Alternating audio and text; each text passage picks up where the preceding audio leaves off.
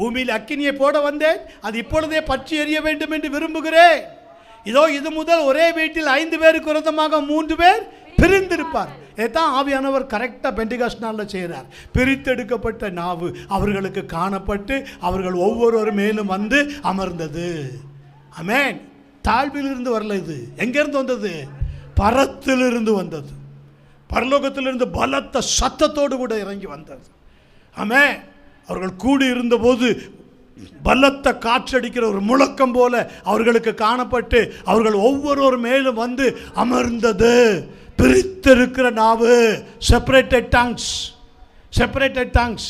ஒருத்தர் பேசுறது ஒருத்தருக்கு புரியாது, ஒருத்தர் பேசுறது ஒருத்தருக்கு புரியாது. ஆனால் அவங்க பாஷை இவங்க பேசுவாங்க, அவங்கள பற்றி இவங்க சொல்லுவாங்க, அவங்கள பற்றி இவங்க ஜெயிப்பாங்க, இவங்க பாரத்தை அவங்க எடுப்பாங்க, இவங்களுக்கு பாரம் வந்த மாதிரி இவங்க கதறுவாங்க.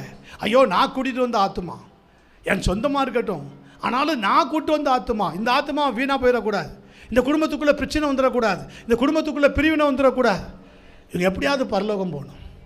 கரங்களை வைத்துக்க, எப்படியாவது இவங்க பரலோகம். இந்த ஞானம் எங்கேருந்து வந்தது? தாழ்வில் இருந்தா? பரத்திலிருந்து இறங்கி வந்த ஞானம். முதலாவது எப்படி இருக்கிறது? சுத்தமாயிரு.